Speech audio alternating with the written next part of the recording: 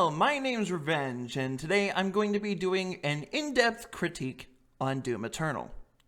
Now, before we get into the meat and potatoes of things, I just want to make this clear.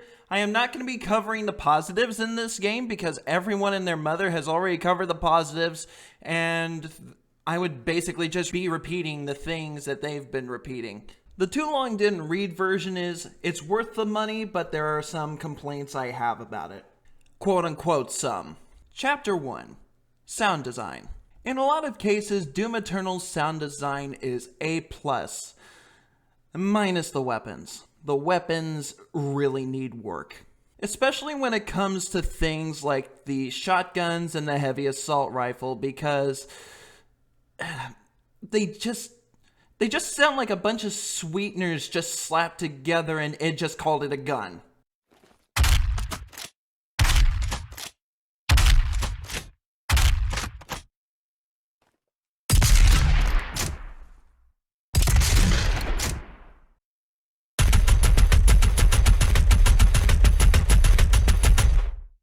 Sweeteners, just like the food version, are supposed to be enhancing the flavor, not be the flavor. For those of you who don't know what the fuck I'm talking about, a sweetener is a layer that you add to a gun sound to give it some oomph, some chonk, some BAM! Call of Duty, for example, uses a lot of sweeteners to give their gun sounds a lot of punch to them. Heresy Revenge. Doom Eternal is perfect in every single way, even the sound design. How do you even know? Do you sound design guns? I actually do. And just to prove my point on this subject matter, I actually mixed Doom 2016's gun sounds with Doom Eternal's gun sounds, with a bit of tweaking here and there with equalization, compression, and all that good audio magic shit.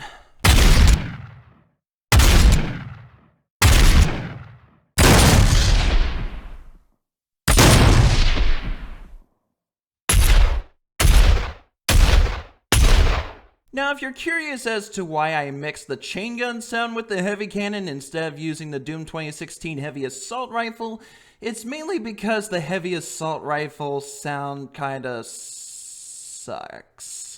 On top of that, in the lore, this rifle is often described as a handheld autocannon. How the Doomslayer manages to hold this weapon without breaking his shoulders or arms is beyond me.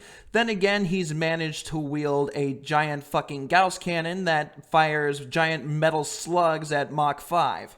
But as you can hear, at least in my opinion, these guns sound a bit more complete, with that crackle and snap that guns often should have. Meanwhile, Doom Eternal's guns just sound like a bunch of generic booms with no substance to them.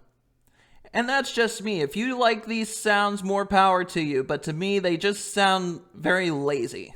And to further solidify this notion that I know what the fuck I'm talking about, here are some sounds I made for a Halo Doom mod project that I've been working on for the last few months. Enjoy.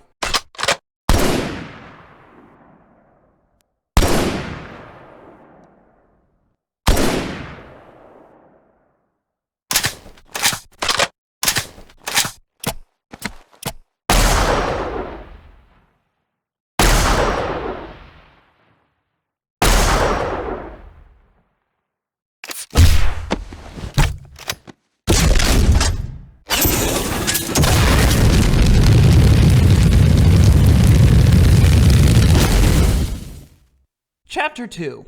Art Design. Honestly, not a fan. I mean, there are some redesigns I like the Imp and the Mancubus, and the Hell Knights and the Barons of Hell, but the two that I have the biggest grievance with when it comes to enemy design are the Unwilling and the Revenant. Like, seriously, he's not cool looking. He just looks like he wants to offer me a plate of spaghetti. Yeah! Prepare, Doomslayer, to meet your fate at the hand of this plate of spaghetti! Yeah!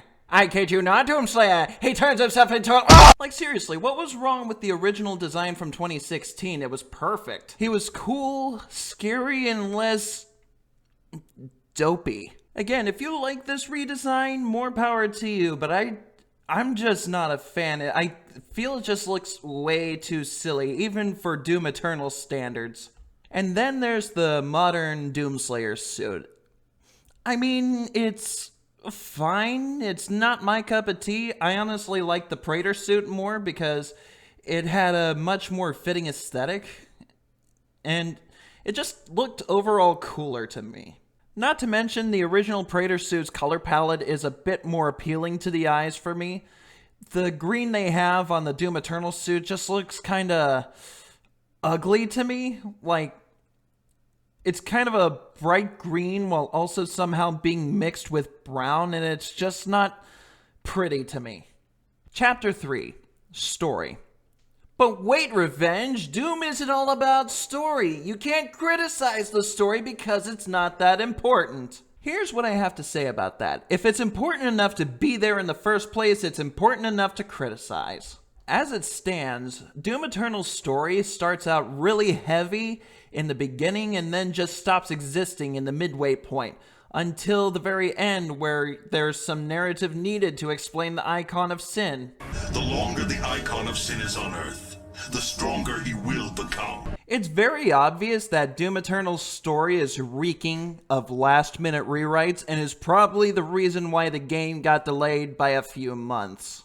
The story feels very, very half-baked and unfinished, and with that very, very rushed ending at the end, it just solidifies that. And then there's the factor of the more arcadey and video gamey aspects of the world just ruining the immersion of the story, like floating weapons, silly floating platforms and spinning fire chains and all that stuff. It just ruins the immersion. You're no longer this person that's slaying demons. You're just some loser at midnight playing a video game about a guy slaying demons. And it was fairly obvious from the get-go that Doomslayer was supposed to be the betrayer of Argent D'Nur, a great warrior who betrayed his own people to bring back his son from the dead, who incidentally became the Icon of Sin, and his punishment for all eternity was to be eternally angry and to kill demons for the rest of time. Then when Doom Eternal arrives, it just turns out that the betrayer is just some sentinel rando and you're really Doom guy with cringy acting.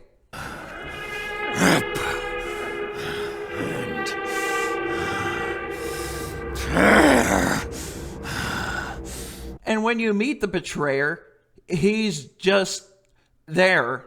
He just exists just to give you a fucking battery. And then he's never, ever, ever brought up again. I mean, if you cut the betrayer out of the game and gave an explanation for the knife the same way you did those coins, more on that later, you would lose nothing of value in the story because the betrayer is basically nothing in Doom Eternal. He's just there to tell you that your efforts are in vain, and he's also there to give you a fucking battery. And it's a shame, too, because in the Doom 2016 codexes, it really hyped up the betrayer to be this really important character to the Doom mythos. It told the tragic story of a man who was only trying to bring back his son from the dead after he died, and then his choices to betray his own people backfire, his son becomes the Icon of Sin, and he's in this perpetual state of torment and anger, just relentlessly killing demons as their punishment and his punishment. I mean, just imagine that dialogue with the Marauder if the Doomslayer was the betrayer. You betrayed us, sold us out to the devil. You were nothing but a usurper, a false idol. My eyes have been opened. Let me help you to see, Slayer. And this would have added some much needed drama to the story, because as it stands now, like every other week there's a story coming out about how the world is going to end and blah blah blah blah blah blah blah. When every story about the world is high stakes, there are no high stakes. What really helps a story with high stakes is high drama. Honestly, it feels like id just tossed out the Betrayer storyline in favor of it being Doom Guy all along because of the fan theories and Doom 64. 64. Final chapter. The Marauder. Now, all the people that are blindly defending the Marauder as this perfect enemy, no. I am not going to say that the Marauder's too hard. Only if you're beginning to learn about him, yeah, he's not fun. Honestly, the Marauder on paper was a good idea, but in execution I feel like he kind of falls flat. It also really doesn't help that the Marauder does not make a good first impression. And the first playthrough of any game is the most important typically. Because typically that's when your opinion of a game forms. And in my honest opinion, his difficulty curve is very fucked. He is not balanced for either professionals or beginners. What I mean by that is that he's very annoying and not fun to play with when you're a beginner learning his moves, and when you've mastered him, he's kind of boring and pretty much a bitch.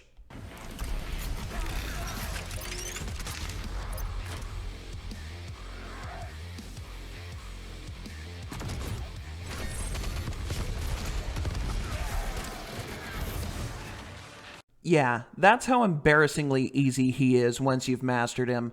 Nothing more than an ice grenade and a fucking rocket launcher with 6 rockets. And it's true what they say. The Marauder does slow down the pace of the game, especially if you're fighting him the way that id told you to fight him. Whoever at id agreed to this being the best way to duel the Marauder needs to be fired and set on fire and tossed in a pit of fire. In a burning ring of fire. Fire.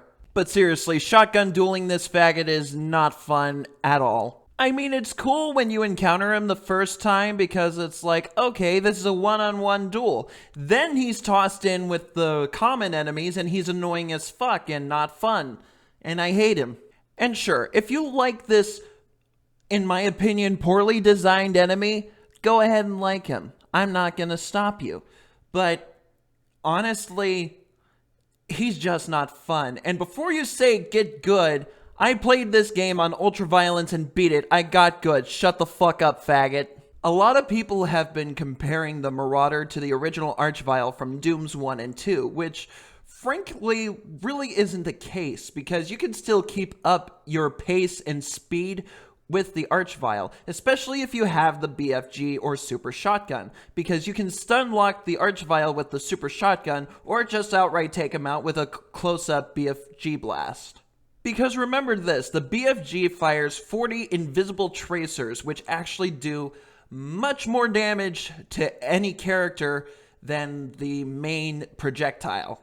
I mean, I've played maps with like multiple Archviles at once, and it's never been a problem to me, mainly because you can still keep up your pace while fighting the Archvile. And honestly, with the Archvile's hit scanning attack, he's no more different than a zombie man, except he has a higher health pool and a higher damaging attack, and his attack takes longer to do. It's just made really fancy with fire effects and explosions. But anyway, that sums up my gripes with Doom Eternal. I mean, it's a great game, a really great game. Definitely worth the $60 or even $80 I spent on it.